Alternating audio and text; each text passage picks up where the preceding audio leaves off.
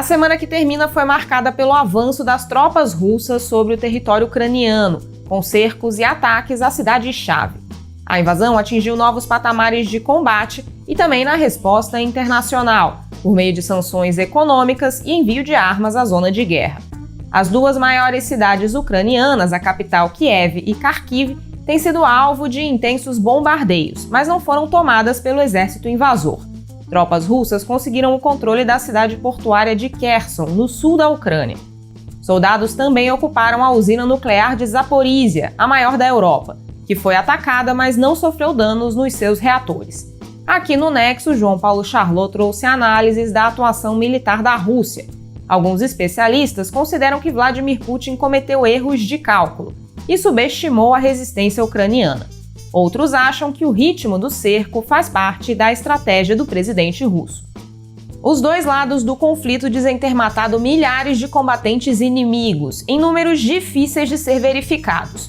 O número de civis mortos confirmados pelas Nações Unidas até sexta-feira era de cerca de 330, mas a quantidade pode estar subestimada. O podcast Durma Com Essa mostrou que a Ucrânia tem convocado cidadãos para fazer parte das suas forças, uma prática que se estende à crise da Crimeia em 2014. Ao mesmo tempo, a quantidade de pessoas que fugiram para outros países já passava de 1,2 milhão em uma semana de guerra. A Mariana Vick falou sobre a crise de refugiados e como o racismo se manifesta na forma como países europeus recebem os ucranianos, na comparação com episódios como a guerra na Síria. Africanos que vivem na Ucrânia também têm relatado dificuldade para fugir do país. O governo russo e o ucraniano realizaram 2 conversas para negociar um cessar-fogo, mas elas pouco avançaram. Um dos pontos acordados é criar um corredor humanitário para a saída de ucranianos do país. A Assembleia Geral das Nações Unidas aprovou uma resolução condenando a Rússia pela invasão, com apoio de 141 dos 193 Estados-membros. Além da própria Rússia, apenas Belarus, Coreia do Norte, Eritreia e Síria apoiaram o governo de Putin. A China, que é a maior potência alinhada à Rússia, se absteve. O Nexo mostrou em gráfico como foi a votação da ONU. A medida não tem poder de enviar tropas para o conflito, mas aumenta a pressão política sobre Putin.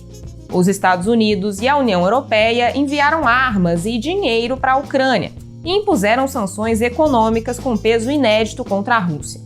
Reservas internacionais foram bloqueadas, alguns bancos foram suspensos do sistema SWIFT, que permite transações financeiras, e oligarcas estão na mira do Ocidente. A moeda russa despencou e o governo tomou medidas para evitar a saída do dólar do país.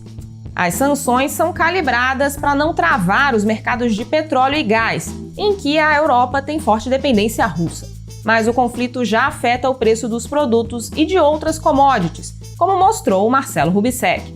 Um dos impactos é a perspectiva de mais inflação. No Brasil, outra preocupação é com a compra de fertilizantes da Rússia, principal fonte do insumo para o agronegócio nacional. O presidente Jair Bolsonaro chegou a usar a situação para defender a exploração mineral em terras indígenas. Dados divulgados nesta sexta-feira pelo IBGE mostram que o país fechou o ano de 2021 com crescimento de 4,6% do PIB. Com isso, o Produto Interno Bruto se recuperou do tombo registrado em 2020 com a pandemia de Covid. Mas o consumo das famílias e a renda não acompanharam a retomada no mesmo ritmo.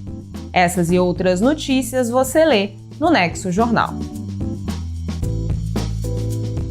Toda sexta-feira nós fazemos um resumo das principais notícias aqui no Extratos da Semana.